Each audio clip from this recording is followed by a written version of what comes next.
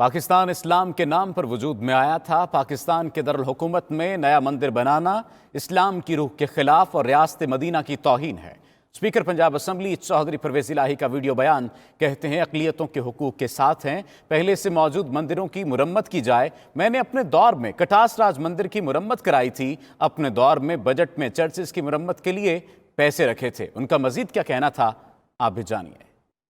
پاکستان جو اسلام کے نام پر وجود میں آیا تھا اور اس کے دارالحکومت اسلام آباد میں نیا مندر بنانا نہ صرف اسلام کی روح کے خلاف ہے بلکہ یہ ریاست مدینہ کی بھی توہین ہے۔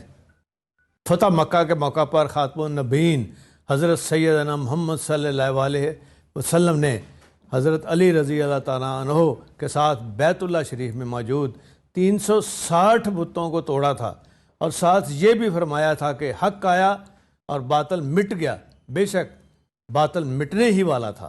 ہم اقلیتوں کے حقوق کے ساتھ ہیں۔ پہلے سے موجود جو مندر ہیں ان کی مرمت کی جانی چاہیے۔ ہم نے بھی اپنے دور میں کٹاس راج کی مرمت کرائی اور بحالی کا کام کروایا تھا، اور پہلی دفعہ اپنے بجٹ میں ہر سال چرچز کی ریپیئر کے لیے بھی ہم پیسے رکھتے رہے ہیں۔